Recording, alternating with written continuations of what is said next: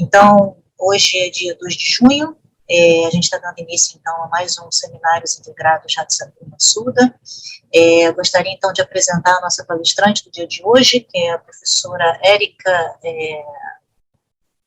Negreiros. A Érica é professora adjunta aqui do Instituto de Biofísica da UFRJ. Ela é coordenadora do Espaço Memorial Carlos Chagas Filho, que é um museu universitário de ciência e tecnologia, também do Instituto de Biofísica aqui da UFRJ. Além disso, a Érica atua como membro do Comitê de Ética em Pesquisa da Escola de Enfermagem Ana Nery e do Instituto de Atenção Básica São Francisco de Assis, ambos aqui da UFRJ. Ela é integrante do grupo de trabalho Acervos Científicos, Artísticos e Culturais do CCS, é integrante do Sistema de Museus, Acervos e Patrimônio Cultural da UFRJ, além de ser coordenadora adjunta de extensão também no Instituto de Biofísica aqui da UFRJ. Então, a Érica hoje vai falar para a gente um pouquinho mais sobre o Museu Universitário, o Instituto de Biofísica, e com isso, então, eu passo a palavra para a nossa palestrante e agradeço já antecipadamente em nome da coordenação do mestrado profissional. Obrigada, Érica, fica à vontade para começar a sua palestra.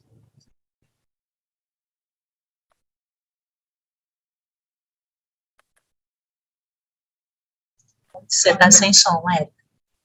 Tem que abrir o... Isso. Agora sim. Estão me escutando bem? Sim, perfeitamente. Então, agradeço o convite, Isabela. É um prazer estar aqui, né, poder falar um pouquinho de memória, de museu, de patrimônio científico. Acho que meu objetivo maior é esse hoje, a gente possa conversar sobre isso. E eu trago, então, essa temática, né, falando do espaço memorial com o museu universitário e a busca por sua ressignificação e especificidade. E o meu objetivo, né, trazendo essa temática, é exatamente num ambiente universitário, como a UFRJ, que é muito grande, o mundo, né, como é urgente a gente pensar em políticas, em estratégias para a preservação do acervo cultural, do patrimônio científico que a universidade produz, né. Deixa eu só tentar aqui. Pronto, foi. Então, gente, o Espaço Memorial, ele hoje, né, a gente se reconhece enquanto museu, né, o museu existe com essa denominação, né, Museu Universitário de Ciência e Tecnologia do Instituto de Biofísica, a gente pertence ao instituto, né, aqui, para quem não conhece, é no prédio CCS, no bloco G, então assim que entra no corredor do Instituto de Biofísica, o museu se localiza aqui à esquerda, e tem essa parede de vidro com essas indumentárias, e ainda menos pessoas, mas ainda tem muita gente que nem conhece o museu dentro da universidade e que às vezes para ali na porta, não sabe se pode entrar, se tem muita gente em reunião, e o museu é sempre aberto, né, de segunda a sexta, de 9 às 5 da tarde, a gente às vezes fica até de noite, mas aberto ao público, e as visitas agendadas e espontâneas, né. Então, assim, hoje a gente fala Museu Universitário de Ciência e Tecnologia, mas eu queria trazer hoje para vocês essa conversa de como foi esse processo, né, um pouco da história e como que a gente chegou a essa identidade e essa especificidade. Então, o museu ele foi criado em 2000, com o falecimento de Carlos Chagas Filho, que foi o fundador do Instituto de Biofísica, né, e o Carlos Chagas Filho é um cientista muito importante no Brasil. Não sei se todos já ouviram falar, né, claro, da doença de Chagas, de Carlos Chagas, que descobriu essa doença, que era o pai dele, e Carlos Chagas Filho tem uma história muito importante, também interessante, e um ponto só que eu vou pegar aqui para a conversa é que quando ele cria o Instituto de Biofísica, em 1945, esse fato foi muito importante para institucionalizar a pesquisa na universidade. Até então, naquela época, a universidade era um local de produção de conhecimento, de ensino, e a pesquisa ficava para os institutos, como a Fiocruz, o Butantan. Não era bem vista a pesquisa, ainda mais na faculdade de medicina, né? E desde que quando Carlos Chagas Filho começou como professor em 1937, na faculdade de medicina, ele já traz um modelo de pesquisa, que era o peixe elétrico, e cria um laboratório de biofísica. Esse foi um grande ponto. Em 45, ele cria um instituto. E esse fato, então, a gente chama de institucionalizar a pesquisa, né? Normalizar a pesquisa. Ele ajuda a criar a carreira do cientista, que até então não existia. A USP já fazia pesquisa, claro, algumas universidades, mas essa formalização aconteceu de forma importante quando ele criou, em 46, o Instituto de Biofísica. Em 2000, foi o falecimento dele, né, em fevereiro, ele morreu com 89 anos, e o Instituto, então, decide criar esse local de memória, o Espaço Memorial Carlos Chagas Filho, que inicialmente tinha ali, ainda tem, né, era somente esse gabinete musealizado, a sala onde ele recebia as pessoas, né, onde ele ficava a maior parte do tempo.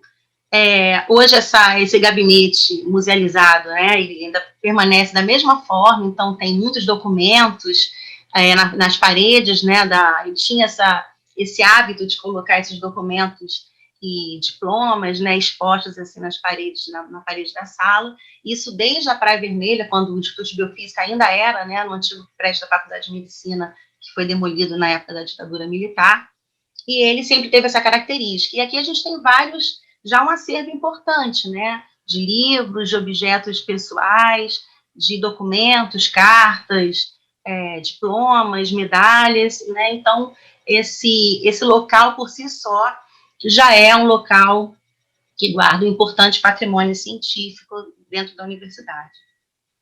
Bom, aí em 2006, o Espaço Memorial consegue uma expansão, um local embaixo, essa aqui era uma ideia inicial de como seria a planta, era uma sala onde as pessoas podiam usar para fazer palestras, né, para fazer reuniões.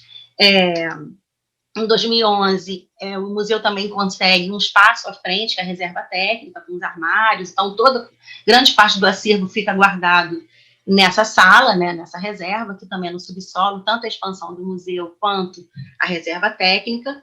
E em 2016, a gente inaugura a exposição interativa no subsolo, né, então muda essa estrutura até então de sala de aula de reunião com uma atuação mais direta, mais interativa com o público escolar, principalmente. Então, aqui a gente consegue fazer oficinas, né, interativas. Então, até aqui, esse museu, quer dizer, o Espaço Memorial ainda não tinha se descoberto enquanto museu, era um espaço de memória, que já tinha uma organização para receber o público, a gente começou a partir de 2016 a receber essas escolas, mas ainda, particularmente eu, né, e a equipe, a gente ficava, mas o que é o Espaço Memorial, né? Eu escutei de muitas pessoas que o Espaço Memorial era um projeto de extensão, e a gente tem projeto de extensão, até eu vou falar mais à frente para vocês, mas não é só isso. E aí a gente foi se descobrindo. Quando eu fui para o museu, em 2014, para ajudar na criação, na montagem dessa exposição, eu me deparei com um acervo muito rico, tanto a Sala do Chagas, quanto objetos que existiam na reserva técnica e tudo, né? No próprio subsolo aqui, alguns objetos antigos. E a equipe, na época, ficava na internet tentando entender que objetos eram esses, né? Que instrumentos antigos eram esses. E a gente ficava batendo cabeça ali. E aí, então, perguntei para as pessoas na época, né? Mas quem que guardou tudo isso? Quem que conseguiu guardar esse material tão importante, esse acervo antigo? Eu tinha uma noção que era um acervo antigo. E aí me falaram de um professor que era contemporâneo de Carlos Chagas Filho, que guardou esses objetos ao longo de décadas, né?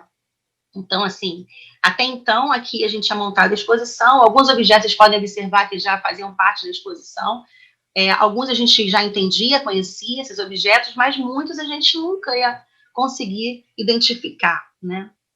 E aí, então, era essa pergunta que eu fazia, o que é esse espaço, além do espaço de memória? Porque, além disso, ele tem muita coisa, né? E como é que a gente vai descobrir e identificar tudo isso? E foi, então, que quando eu pude conhecer, tive o prazer, né, de conhecer o professor César Antônio Elias. Isso foi em 2016, na época da gestão do professor Celso Caruso Neves, que foi, assim, deu um apoio muito grande para essa parte, dessa fase que a gente estava de organização de acervo, e o professor Elias, então, foi quem guardou tudo que o museu tem, né? Então, assim, tirando a sala do professor Carlos Chagas Filho e alguns outros acervos, o professor Elias, ele guardou tudo, exatamente assim, os objetos científicos, livros, tudo que existe fora da sala do Chagas. Ele mesmo se denominava o sucateiro, né, do Instituto de Biofísica, o acumulador, ele tinha essa mania de guardar as coisas, ainda bem. E ele, então, no laboratório dele, ele conseguiu, ao longo de décadas, desde a época Instituto de Biofísica na Praia Vermelha, a mudança para a Ilha do Fundão, o professor Elias foi guardando, então o museu foi criado, esse acervo todo já foi acondicionado no museu. E aí eu tive, então, o prazer de conhecê-lo em 2016. A nossa amizade, assim, a nossa relação profissional, que eu acho que extrapolou, foi uma amizade muito grande, durou, assim, 2 anos, né? Foi de 2016 a 2018. Infelizmente, ele faleceu em 2018, e quando eu conheci, ele já estava com 90 anos. E, assim, uma vitalidade e memória incrível. Então, ele sabia exatamente a origem de todos os objetos e como funcionava, e a época e o laboratório que eles faziam parte, né? Então, assim, foi muito rico. E, além disso, ele era artista plástico, dava aula na Unifesa, em Teresópolis, era curador de uma biblioteca importante lá, de Miguel Couto, né? Então, ia para Teresópolis de ônibus, dar aula com a idade que ele já tinha. Então, era uma pessoa, assim, foi muito interessante, foi realmente um privilégio para a gente, não só para mim, como para toda a equipe. E o professor Elias, quando, então, ele vai em 2016, aí eu começo a ter a dimensão do que a gente tinha, né? Eu nem tinha da dimensão que era um patrimônio científico, eu tinha noção que eram objetos antigos, históricos, né? Mas eu não tinha a dimensão ainda do que era o patrimônio. E o grande insight, assim, que eu tive, particularmente, quando o professor Elias, primeiro dia que a gente se encontrou no museu, e aí, então, eu falei para a equipe, olha, o professor Elias, vamos deixar ele livre, ele vai na reserva técnica, vamos ver o que ele vai fazer, como é que a gente vai conhecer esse acervo.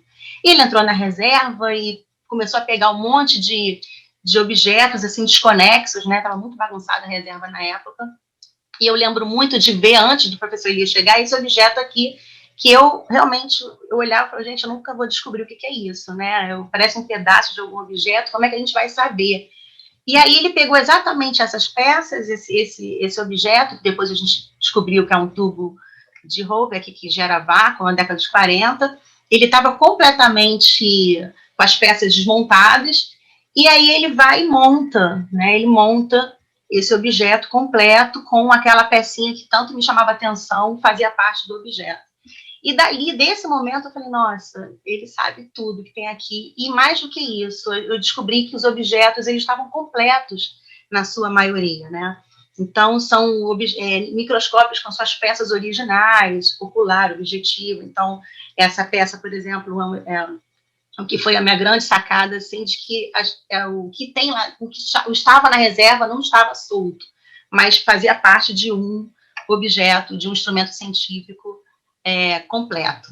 E aí a gente começou a catalogar com o professor Elias, né, esse material todo, um trabalho bem intenso. Toda terça-feira ele estava com a gente lá no museu, e aí mostra aqui algumas imagens para vocês, né, de alguns objetos. Esse aqui é um espectroscópio de prisma, que ele é um objeto bem robusto, bem interessante, tem um prisma aqui, né, um cristal, e aí a gente consegue colocar uma luz branca nessa parte, e a luz branca se decompõe em diferentes comprimentos de onda, a gente consegue ver. E o professor Elias usava isso para falar, por exemplo, para as escolas, da formação do arco-íris. Né? Essas lâmpadas aqui, essas de 1890, que acende até hoje, né? Então, quando ele chegou, ele foi pegando essas coisas todas, me deu uma tomada para eu ligar essa lâmpada, eu falei, gente, tudo acendia, tudo funcionava, né, e funciona ainda hoje, os objetos completos, as ampolas, né, de raio-x, conta uma história que da evolução do raio-x, que a área dele era de radiobiologia, então isso tudo ele conseguiu guardar, e a gente montou essa vitrine também, e eu já começo aqui a falar do patrimônio cultural científico, né, na verdade, todo esse acervo, ele é mais do que histórico, né, porque ele guarda uma memória e conta exatamente uma história da ciência, uma parte dessa história. Então, ele é mais do que mais do que objetos antigos, são realmente relacionados ao que a gente chama de patrimônio cultural científico. Muitos microscópios, né, e muitos acervos, uma diversidade muito grande. E, além dos instrumentos científicos, tem livros, né, um acervo biográfico também rico. Então, além da Sala do Chagas, que já tem os livros que pertenciam ao Chagas desde sempre, o professor Elias também guardou muitos livros que eram do Instituto, tinha uma biblioteca antigamente lá, a biblioteca depois foi desativada, e muitos livros ele foi guardando ao longo de décadas.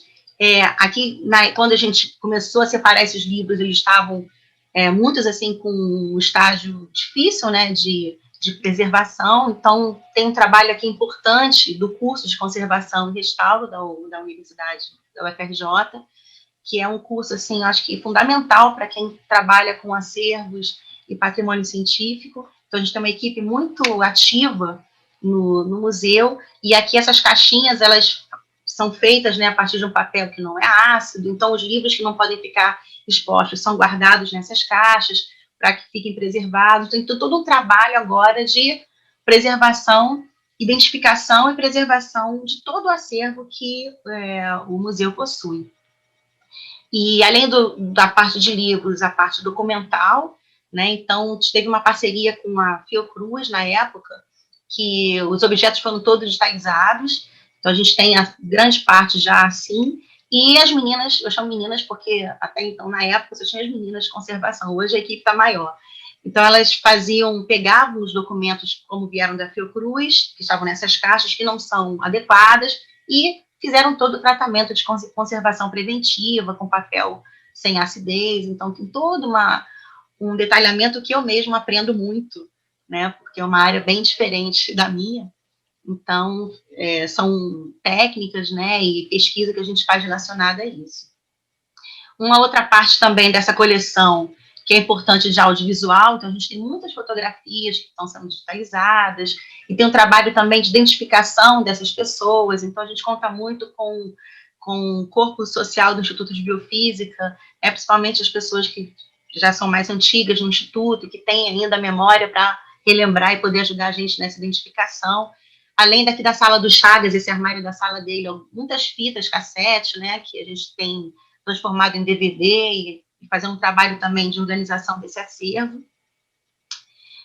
A parte de medalhas, brasões, escudos, né, tanto do Chagas quanto de outros professores também, que a gente tem recebido, e aí também sempre o trabalho da preservação, né, da conservação, da equipe de conservação e restauro, para manter, porque é muito diverso, né, a gente tem madeira, a gente tem metal, a gente tem tecido, então é um material muito diverso desse acervo que tem que ser preservado. Então tem um trabalho grande também de pesquisa e de desenvolvimento das técnicas para a gente poder fazer isso.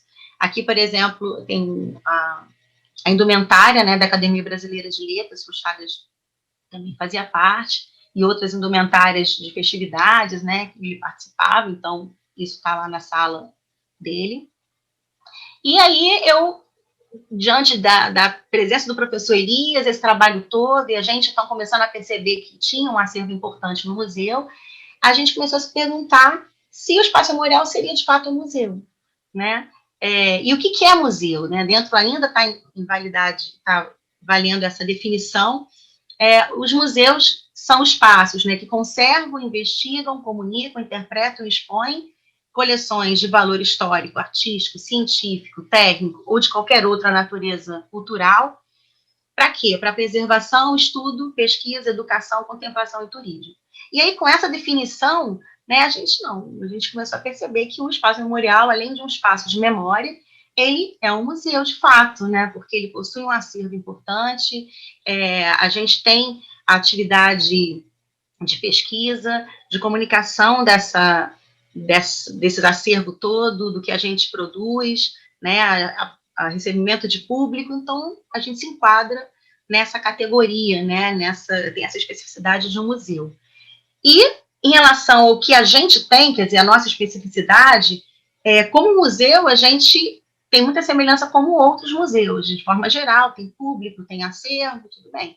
Mas por que o nosso acervo, né, a gente se enquadra dentro do patrimônio cultural de ciência e tecnologia, que é mais específico, né, que são esses conjuntos de bens simbólicos, né, eu acho interessante eu até li para vocês aqui, produzidos ou utilizados ao longo do trajeto da produção e difusão do conhecimento. Então, a universidade, assim como qualquer outra instituição de ensino, de pesquisa, ela vai produzir patrimônio cultural de ciência e tecnologia. Então, isso é certo, ou patrimônio cultural de forma mais ampla, né? E a questão é que isso é produzido e nem sempre a gente tem noção do que é patrimônio científico e da importância disso e de como preservar e por que guardar.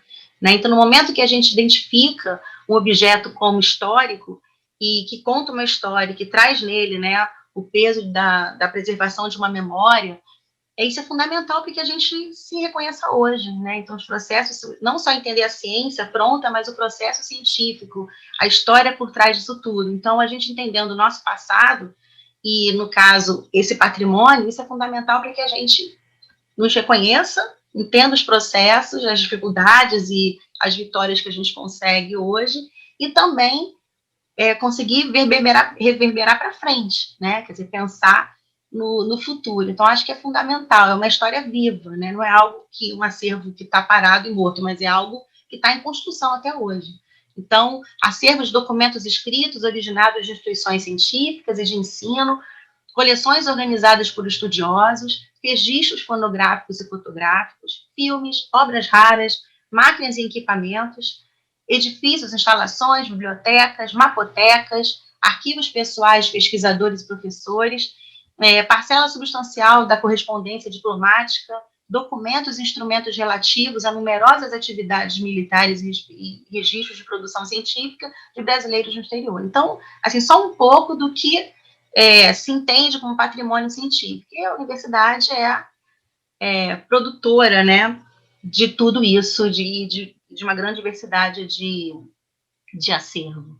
E, assim, até esse trabalho que eu estava analisando de 2003 parece muito antigo, mas, infelizmente, ainda é muito atual. Né? Qual é a situação atual hoje do patrimônio de ciência e tecnologia na universidade e nos locais de produção de conhecimento?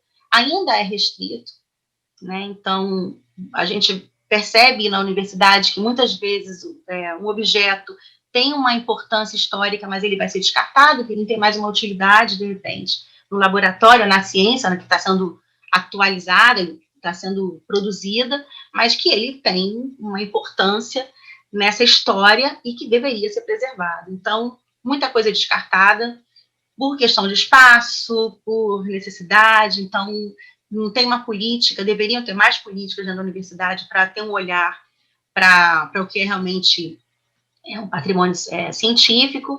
As universidades são fontes desse patrimônio, então isso é um ponto muito fundamental para que a gente pense nessas questões, e poucas instituições ainda têm a função de preservar. Então, também a questão de financiamento, profissionais capacitados, editais voltados para isso. Então, ainda é muito difícil, né, essa questão da preservação e desse olhar mais profundo para o patrimônio científico da universidade. E quem se preocupa, infelizmente, ainda, né, tem poucos locais com essa preocupação. Acho que está melhorando muito, mas ainda tem muito para melhorar. Então, a maioria, quando muito, desenvolve ações de alcance limitado, fragmentárias, sem continuidade. Via de regra, o apelo à memória não ultrapassa o limite das comemorações festivas de datas escolhidas como relevantes ou manifestações laudatórias de certas personalidades. A gente faz muito isso. Isso é muito importante, mas não poderia só parar aí, né? Universidades, institutos de ciência, sociedades científicas não preservam documentos inestimáveis para o reconhecimento do trabalho de seus professores, pesquisadores, administradores e alunos.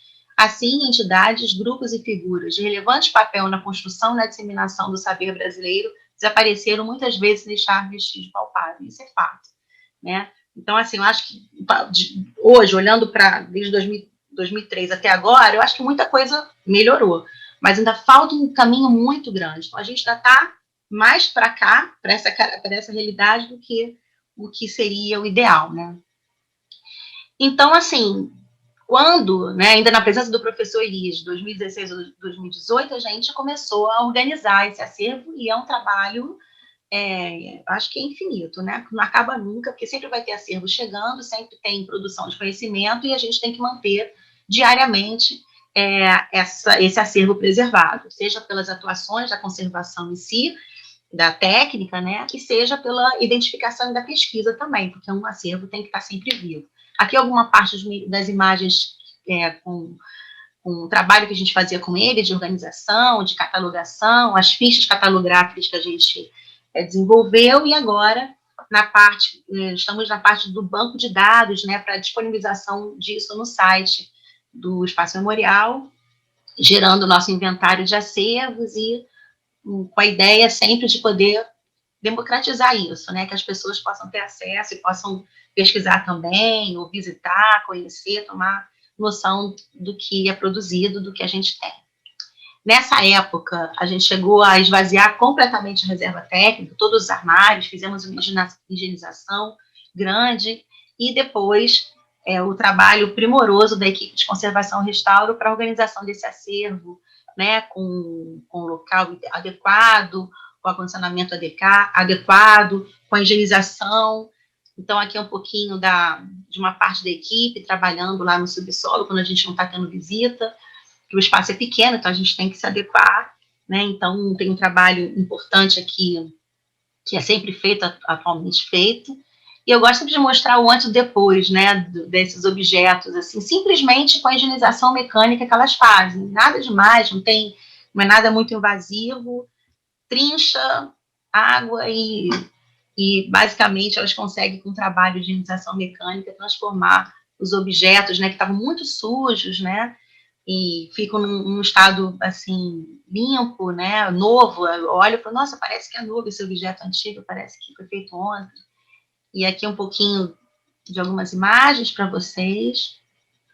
E aí eu estava falando do Espaço Memorial como museu, né, a gente se enquadra nessa característica de museu, e aí eu aprofundo mais um pouquinho, também trazendo a questão dos museus de ciências, quer dizer, a gente tem os museus, definição, que existem várias diversidades de museus, os museus de ciências, que também já é uma especificidade maior, e além disso, o museu de ciências e universitário, que é uma especificidade maior ainda, né? Então, o Espaço Memorial é também um museu de ciências, porque ele, claro, que tem a produção do conhecimento científico, né, das áreas de ciências da vida, e eu amplio isso para as ciências humanas também, ciências sociais, né, o museu é bem diverso nisso, mas é interessante que a ideia, né, de museus de ciência, quando a gente pega um pouquinho a história da origem dos museus, antigamente eram espaços que eram tidos para passar o conhecimento, mostrar que a ciência pronta e acabada, o sucesso da ciência, o público tinha que contemplar isso. Atualmente, esses espaços já pensam numa interatividade, engajamento do público, trazer esse público, eu gosto muito dessa palavra, como protagonista. Então, o visitante ele não vem só passivamente para conhecer um acervo ou fazer uma oficina, né? Ele traz uma bagagem consigo, então ele já tem um conhecimento dele. O interessante é a gente poder fazer esse diálogo, né, de construção de conhecimento com quem está visitando a gente. Então, esse é um artigo do Yuri Castelfranchi, que ele trabalha muito nessa parte do público, da relação público-museu, e da percepção do público em relação à ciência, e eu acho muito interessante que ele chama de catalisador, o museu como catalisador de cidadania, né, que como o que estimula, o que incentiva, o que acelera o diálogo. E eu acho interessante o que ele comenta nesse artigo, que o cidadão que entra no museu, ele entra já cidadão, e ali vai interpretando, conectando as coisas, dando sentido às mensagens com base também em seus valores morais, por exemplo, e sai com mais questionamentos, mais dúvidas, com mais interesse do que entrou, não necessariamente com mais conhecimento. Isso aqui eu acho interessante, né, porque realmente é isso. Nós, né, na atividade que a gente faz de divulgação científica, dentro da visitação com as escolas, o nosso objetivo nem é também que eles saiam ali sabendo um conhecimento, vão fazer uma prova, não é isso, mas a gente quer que eles tenham interesse e que, se sair com mais interesse, mesmo que tenha mais dúvida, já está valendo, né? Então, a gente quer suscitar mesmo um interesse pela ciência, por áreas, e mais do que isso, também dar um sentimento de pertencimento, acho que é isso, né? Que os alunos possam, muitos vêm de escolas sem estrutura, distante. Às vezes, é o primeiro espaço assim, que eles visitam, espaços tipo Museu de Ciências, e o interessante é que eles vejam que a universidade é pública, é aberta para todos, e eles podem sim sonhar com a universidade, projetar isso para o futuro, e o museu é aberto e é público também. Então, acho que esse é talvez o objetivo maior que a gente tem como sendo um museu de ciências, né? Aqui é um pouco das imagens do que a gente começou a fazer muito intensamente em 2016, quando a gente inaugurou a exposição, até 2019, né, até a pandemia, e agora, que bom que voltamos com as visitas presenciais, depois desses 2 anos longos aí de pandemia, que mais parecem 10 anos, mas enfim. Então, aqui ainda eram essas imagens ainda até 2019, ninguém com máscara, vocês podem ver, então, um pouquinho antiga, mas mostrando o que a gente faz ali no subsolo, as oficinas, e é uma atividade, assim, é muito gratificante, né, poder estabelecer esse diálogo com o público escolar. As oficinas também que a gente desenvolve, então, oficinas que a gente faz tanto no museu quanto nas escolas, e essa aqui era bem legal, que o professor Elias, que chegou a criar essas oficinas com a gente, usando os objetos antigos, os objetos históricos, né, e trazendo para o cotidiano, trazendo para a realidade atual, ele fazia isso de forma impecável, as crianças adoravam, né, e a gente continua fazendo também, do Caminho das Pedras, a gente continua com essas oficinas.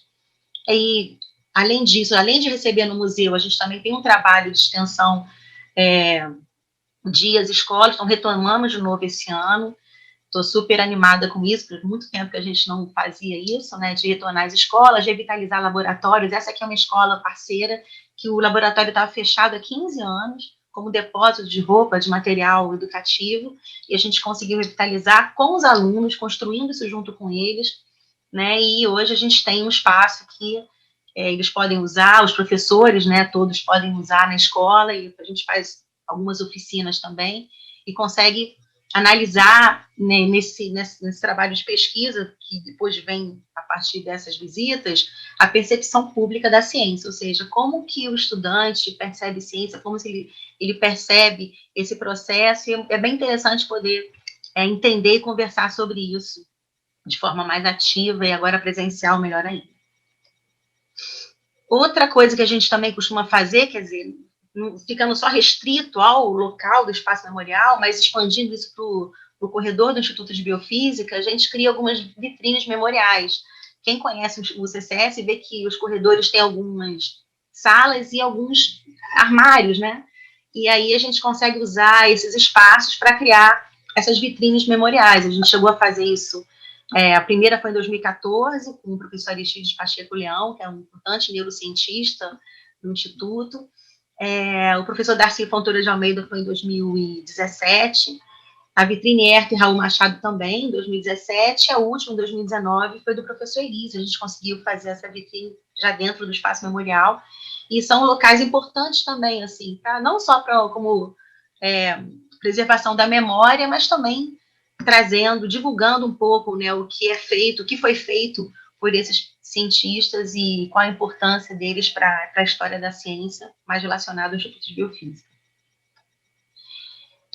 O museu, então, tem alguns projetos de extensão, acho importante colocar isso, porque a extensão é fundamental para a atuação, né, do museu. Então, os projetos que a gente desenvolve, não só a possibilidade de ter bolsas, né, então a gente tem alguns bolsistas, além dos alunos de extensão, temos bolsistas também, mas é um projeto, quer dizer, são projetos que permitem a presença dos alunos de graduação. Então, sem alunos de graduação, acho que a gente não existiria, né, assim, o que a gente consegue executar. Então, a gente tem uma equipe multidisciplinar, com vários alunos de graduações da UFRJ, geografia, biofísica, biologia, conservação e restauro, mais recentemente, o pessoal de comunicação visual, design.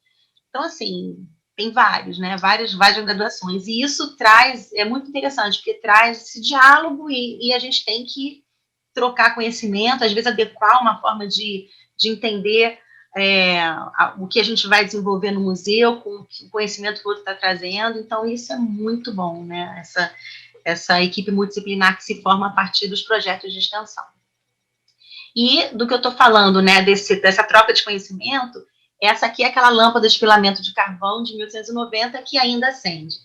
E a gente ficou num dilema na época, porque quem não é da conservação preventiva, e eu, inicialmente, eu queria era colocar todo o acervo para todo mundo ver, e para os alunos usarem oficina, mas aí elas me trouxeram a importância da preservação e até que ponto a gente pode expor alguma coisa ou usar para uma atividade interativa. E essa lâmpada é muito interessante, porque ela acende até hoje, mas um dia talvez ela não acenda mais, né? Mas mesmo que não acenda, ela vai continuar sendo importante lâmpada de filamento de carvão de 1890. E por que eu trago isso? Porque a partir dela, a gente começou a discutir muito esse equilíbrio da exposição, né, do que expor, do que usar como uma atividade de mediação, de visita, o que pode ser demonstrado, e a conservação preventiva, quer dizer, como que a gente consegue adequar essas estratégias, essas ideias, mas que ao mesmo tempo a gente deixa um acervo vivo, ele não vai ficar escondido, guardado, mas também tem que ser cuidado. E aí entra a questão da educação patrimonial, que é algo muito importante, que eu acho que é um desafio para os museus e centros de ciências. Esse exemplo aqui que eu trago é do espectroscópio de prisma. Eu falei que ele tem um cristal aqui, né? Então ele decompõe a luz branca em diferentes comprimentos de onda, e é um objeto que é muito fácil da gente poder usar numa oficina, porque ele quase não precisa ser manipulado, as pessoas só vão olhar e a gente consegue abordar vários assuntos atuais a partir dele, né? Então, a importância da educação patrimonial, a gente coloca luva nos alunos, a gente traz a importância, a ideia, né, para eles de que esse objeto tem que ser preservado, então, por isso, a gente vai usar luva, e como usar o objeto, cuidado, e que tipo de objeto a gente pode usar numa oficina. Então, todo um trabalho também que a gente foi construindo ao longo do tempo a partir dessa equipe multidisciplinar e desses conhecimentos que os próprios alunos trazem para a gente, né? Em 2020, não tem como não falar, né, gente? A pandemia começou e aí a gente partiu para as redes sociais, ficamos aí esse tempo todo sem atividade presencial e teve, acho que como todo mundo, né, se reinventar e tentar descobrir alternativas para continuar fazendo divulgação científica, para continuar tentando se comunicar com o público, que foi, acho, muito difícil, mais do que produzir um conteúdo autoral e criar colunas nas redes sociais, é essa questão da interatividade, como, né, a gente conseguir estabelecer isso. Eu acho que é o ponto mais difícil para quem trabalha com a produção em rede social. Hoje a gente tem Facebook, Instagram, e o que a gente conseguiu e que aprendeu com a pandemia, se teve alguma coisa que a gente pôde trazer de bom, acho que tem, né, a gente tem que saber olhar o que a gente conseguiu descobrir de positivo. Eu acho que isso, as redes sociais, a gente realmente não vai deixar de fazer o que a gente começou a fazer em 2020, aprendeu também, né, a gente tem algumas colunas, então, semanalmente, acho que praticamente do dia tem alguma produção de conteúdo autoral, acho que isso foi muito importante para o Espaço Memorial, algumas colunas que são sempre criadas, novas, e algumas antigas que se mantêm, e a gente, então, produz isso ativamente nas redes sociais. Até então, a gente só usava a rede social para botar algumas fotos de visita, era um espelhamento de atividade, mas não era algo que a gente produzia, né, que a gente exercitava a produção de uma linguagem dentro da divulgação científica. Então, é mais uma linha de pesquisa de atuação voltadas para as redes sociais, para analisar as métricas, né, e tentar aí essa comunicação, essa interatividade com o público, que eu acho ainda muito difícil, mas é isso. Eu tenho assim, muito orgulho do que a gente produziu e que a gente vai continuar fazendo. Então, tem uma equipe que é voltada só para as redes sociais. Então, além da parte presencial, que a gente retomou agora, o que a gente conquistou com as redes sociais, eu acho que tem que continuar, porque é uma forma de democratizar também, né? Tem pessoas que não são do Rio de Janeiro, que moram longe, em outros estados, e que conhecem e podem conversar e saber um pouco do que a gente faz a partir das redes sociais. Aqui já as atividades presenciais, né? Que bom que voltamos, a gente estava com muita saudade disso. Então, a gente tem as visitas agendadas, além das visitas que são espontâneas, e essas visitas têm algo muito interessante, importante, que além da atividade que a gente faz no museu, os alunos também vão para os laboratórios, né, do Instituto de Biofísica. Então, eles têm também aquela vivência com um pouco do que é feito, a ciência que é ali que é produzida. Então, eles têm as atividades práticas, né, que são realizadas nos laboratórios. E é importante essa parceria do museu com o corpo social do Instituto, né, e com os laboratórios. Quer dizer, os professores, eles recebem de braços abertos, querem receber as escolas, a gente inscreve os laboratórios. Então, toda semana, a gente começou isso já agora em maio, toda semana a gente recebe uma turma de escola pública, a gente tem uma parceria com o ônibus da UFRJ, da Prefeitura Universitária. Essa parceria faz com que o ônibus possa trazer os alunos de escolas públicas. Isso também é um privilégio, eu acho, porque tem muitas escolas que não teriam condição nenhuma, né, por conta própria de sair, fazer uma visita. Então, essa parceria é fundamental. Então, toda semana a gente tem escola e conseguimos fazer essas visitas, tanto no museu, quanto em laboratórios do Instituto de Biofísica e também fora do Instituto. A gente chegou a fazer, tem parcerias com o ICB, né, com o Senabio, então, bem assim, viva e gratificante esse tipo de atuação com as escolas públicas.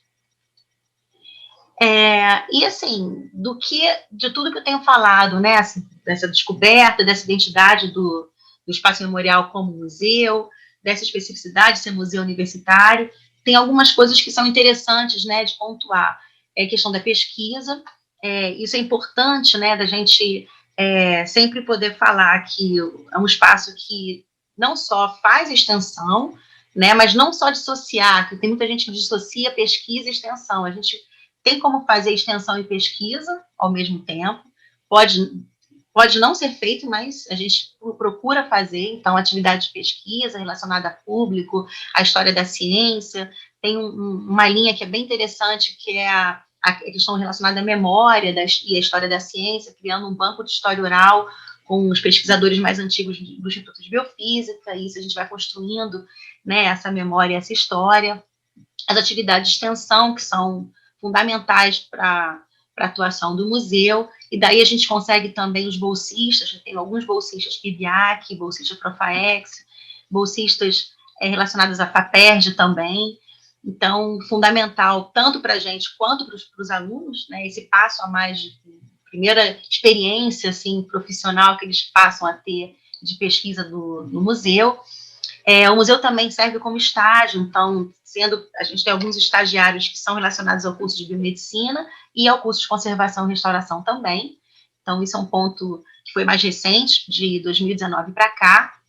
Algumas parcerias também importantes, então, parcerias com outros museus, parcerias com outras sociedades, né, que desenvolvem ciência. Isso é muito fundamental também para que a gente possa trocar ideias, né, e criar projetos que faz a gente crescer, não só os parceiros, mas o próprio museu.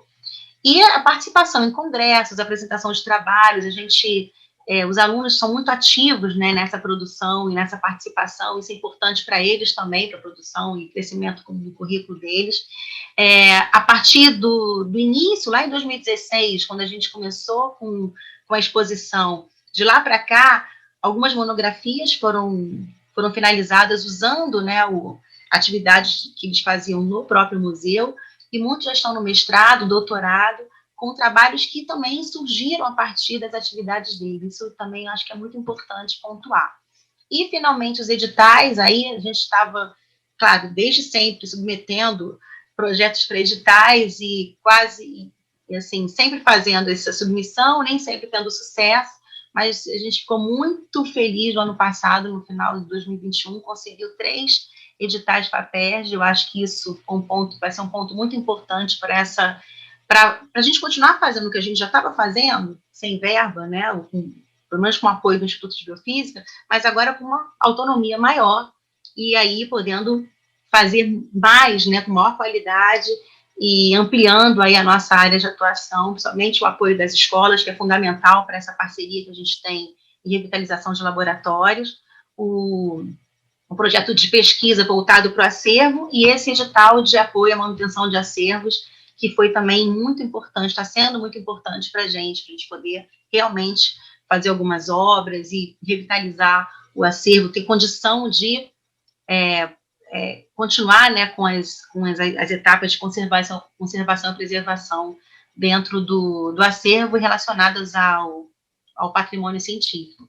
Então, assim, são vitórias que a gente vai conseguindo nessa trajetória, né, que não é fácil, mas eu acho que é importante e, quem sabe, né, suscitar e que outros institutos dentro do CCS, dentro da universidade, possam valorizar esses espaços de memória, esses museus, e quem dera que cada instituto pudesse ter também, né, esses espaços assim, de preservação, de pesquisa, de atividades com alunos de graduação, é o que a gente espera, né, com essas atividades. Aqui é um pouquinho da equipe, não está toda completa, mas, enfim, queria falar um pouco deles, assim, porque sem a equipe seria impossível, né, a gente caminhar como a gente está até hoje. A Patrícia é a museóloga, eu brinco que ela é a única museóloga do CCS, mas é verdade. O Eduardo é o técnico em assuntos educacionais, então são os dois funcionários ligados ao Espaço Memorial. Robson, o novo diretor do Instituto de Biofísica, que a gente tinha ainda na gestão do Bruno, que é o diretor anterior, e parte da equipe, tem muito mais gente. Eu estava até falando com eles que a gente precisa ter uma foto agora mais nova, assim, para pegar todo mundo. E de forma especial aqui o Marcos, ele é o sobrinho do professor Elias, então desde quando o professor Elias começou com a gente até hoje, o Marcos continua muito presente no museu. Ele tem um conhecimento também de física, né? Ele foi engenheiro nuclear, então trabalha também com a gente como consultor científico. A Ellen aluna de graduação, também muito atuante no museu. Thaís e Gabi começaram na iniciação científica, e hoje a Gabi já está no doutorado. Thaís terminou o mestrado na Fiocruz, a Gabi é do Lutz, então, assim, a gente tem um progresso, né, muito grande acontecendo também de forma pessoal, de pessoas, de gestão de pessoal, e isso é muito importante para a gente. E eu vou finalizando aqui com as nossas redes sociais. Então, se vocês quiserem seguir a gente no Instagram, no Facebook, é importante. E se quiser visitar presencialmente, a gente já está aberto, como eu falei no início, né, de 9 às 17, de segunda a sexta. E aí é só vocês aparecerem, podem entrar. O museu está sempre muito cheio agora de alunos, é bem movimentado, mas não tenham vergonha, pode abrir a porta lá de vidro e a gente recebe vocês com muito prazer. É isso, obrigada, gente. Eu finalizo aqui. Obrigada, Érica. Parabéns pelo trabalho, pela apresentação. Eu vou abrir aqui para as perguntas, antes de fazer as minhas, né? Vou abrir aqui para ver se alguém tem alguma pergunta.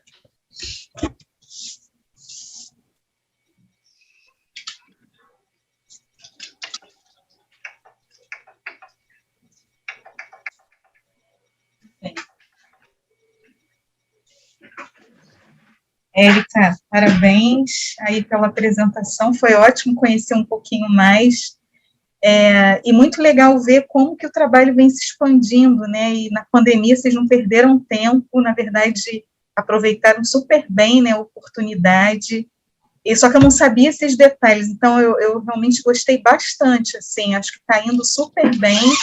E acho que o público também agora tem oportunidades de conhecer melhor, mas os alunos também, né, um outro escopo, né, porque os projetos de extensão, eu acho que agora também vão dar muito mais possibilidade dos alunos de graduação interagirem com o museu e sem muito atropelo, né, na busca de projetos. Eu não sei como é que você vai dar conta disso, na verdade, porque acho que as coisas se acumularam muito também, né, Érica? Porque aí juntam as orientações de iniciação, os projetos de mestrado, eu não sei onde isso vai parar, espero que você tenha a saúde que você precisa para tocar isso, né?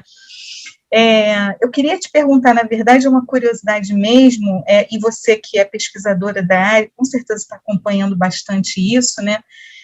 Os projetos de ciência cidadã, que também algumas pessoas chamam de ciência comunitária, né? Eles vêm crescendo muito dentro dos museus, né?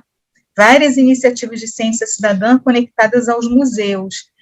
Como é que especificamente o Espaço Memorial está interagindo em relação a isso? Vocês são conectados a uma rede de museus, não é isso?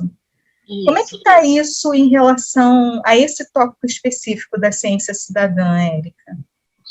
Olha, primeiro deixa eu te falar que assim, a gente está com muito aluno realmente, a equipe está bem grande, mas assim, eu tenho o Eduardo, a Patrícia, que é museólogo técnico em assuntos educacionais, e a equipe, né, hoje já a Gabi com doutorado, a Thaís e outros que já são nível superior, né, que colaboram e pesquisam. Então, eu tenho aí uma ajuda, apesar a gente divide um pouco os projetos, eu coordeno 2, cada um coordena um, mas assim, tá com muito aluno, realmente, muito. Minha equipe é muito grande, mas eu não posso reclamar, não. Então, tá tudo bem. Então, eu faço parte, sim, Sônia, a gente faz parte do CIMAP, que é o Sistema de Acervos e Patrimônios da universidade, né? Acervos culturais. Isso já faz um tempo que a gente faz parte, e é legal porque tem todos os museus, museus, espaços de ciências, às vezes a gente chama de entes museais da universidade, fazem parte do CIMAP.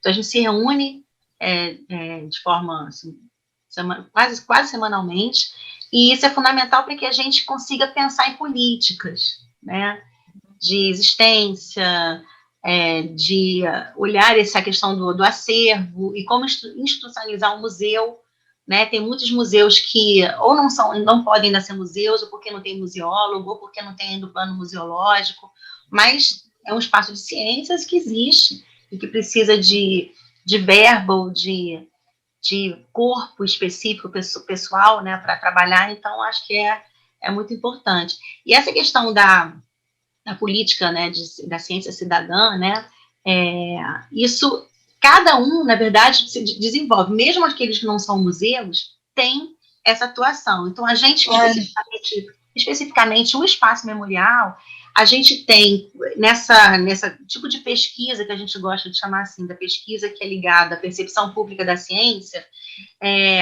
a gente insere muito isso quando a gente recebe os alunos e depois a gente vai na escola, né, e tenta fazer essa ponte, que eu acho que, assim, não é só receber, fazer a exposição e acabou. Então, tem esse retorno. E quando a gente vai na escola, e não só para revitalizar um laboratório, para deixar um espaço interessante para que eles possam usufruir, mas desenvolver essa conversa, né, essas rodas de conversa, ou esses grupos focais que a gente faz, com temáticas interessantes. Um exemplo que eu trago para você, o projeto que a Gabi desenvolve, que é o Meninas na Ciência, que até tem uma página também, no Instagram, Facebook, que está super bem, né?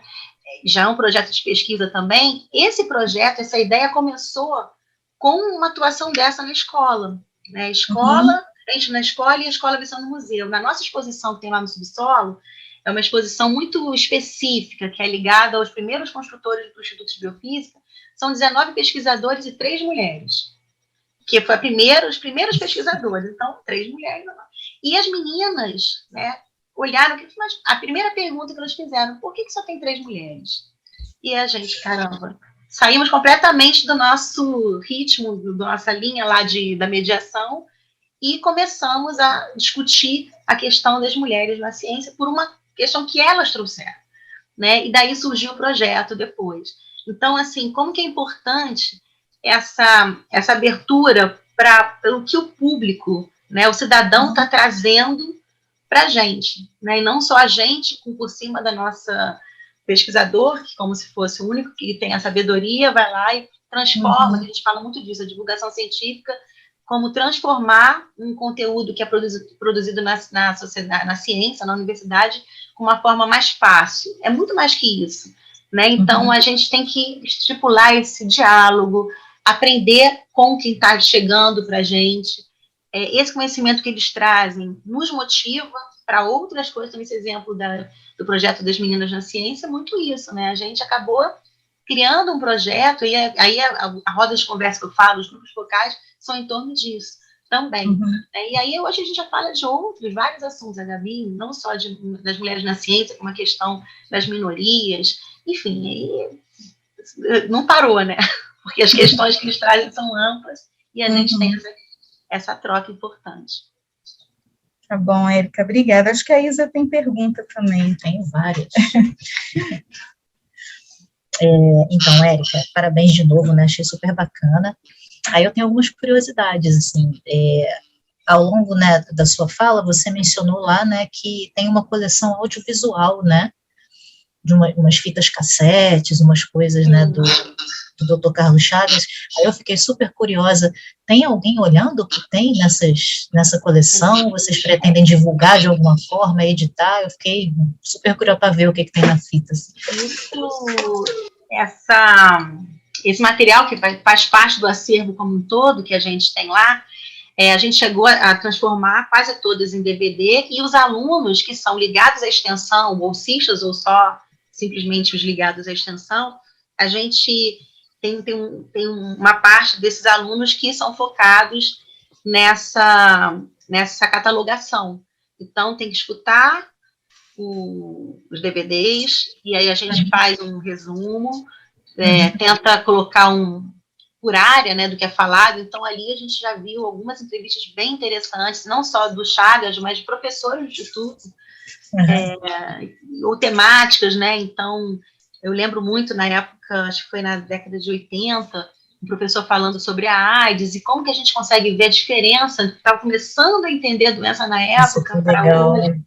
Então, assim, tem muito trabalho, gente, tem muito acervo. De organizar tudo isso, a ideia é que a gente faça a catalogação de tudo, realmente de tudo que existe, desde a sala do Chagas até o que tem no subsolo, na reserva. Então, esse material de visual e as fotografias, muita coisa que a gente não conseguiu ainda olhar tudo. Entendi. E o legal é que os alunos, quando chegam, a gente tenta encaixar, assim, conforme a vocação de cada um. Então, tem gente que já chega assim, eu quero fazer extensão aqui, mas eu não quero falar com o público, eu tenho vergonha, eu quero ficar fazendo a catalogação, a organização do acervo especificamente. Tudo bem. Não, eu quero fazer mediação, quero falar com o público, então tem para tudo. Ou tem gente que chega, olha, eu estou com uma ideia de fazer uma oficina assim, ótimo, a gente quer tudo, a gente tem aberta a qualquer coisa que as pessoas tiverem ideias para trazer, mas essa parte do audiovisual ainda tem muito chão pela frente, viu, Isabel? Entendi. Eu adoraria ver um compilado, né, daquele que está guardado ali, acho que isso é sensacional. E além das fotografias antigas, que eram aqueles vidros, sabe, que eram revelados, então a gente também tem muitas fotos originais ainda que precisam ter em slides, assim, aqueles largos. A gente chegou a pegar alguma coisa do professor Elias, tinha uns slides assim largos, a gente conseguiu escanear e transformar a imagem fotográfica. Então, assim, tem muita coisa. Mas é bem interessante essa parte também. Bacana. Eu queria só ter uma noção também, você consegue, assim, só também por curiosidade, assim, quantos alunos, né, quantos visitantes vocês recebem, assim, mais ou menos, tipo, por ano? Olha, a gente já fez esse levantamento, em média, até 2019, né, até a pandemia, era toda semana. Então, toda semana tem uma turma. A turma, como é que a gente faz? O ônibus cabe em 44 pessoas. Então, são 40 alunos e mais 4 professores responsáveis, tá? E aí é toda semana. Então, a gente chegou a ter uma média, assim, de 1.600 visitantes desses agendados, né, por ano, mais ou menos. Então, às vezes, a gente consegue, numa semana, colocar terça e quinta.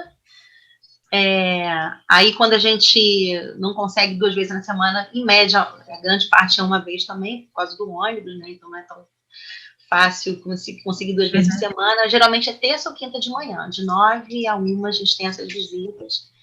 E além das visitas das escolas, né, a gente também tem os alunos que aparecem por lá. Então, tem muita gente que aparece agora. O que é isso aqui? A gente pode entrar? Aí, às vezes a gente vai, apresenta. Então, mas contando só as visitas agendadas, mais ou menos isso. Até 2019, em torno de 1.600 alunos.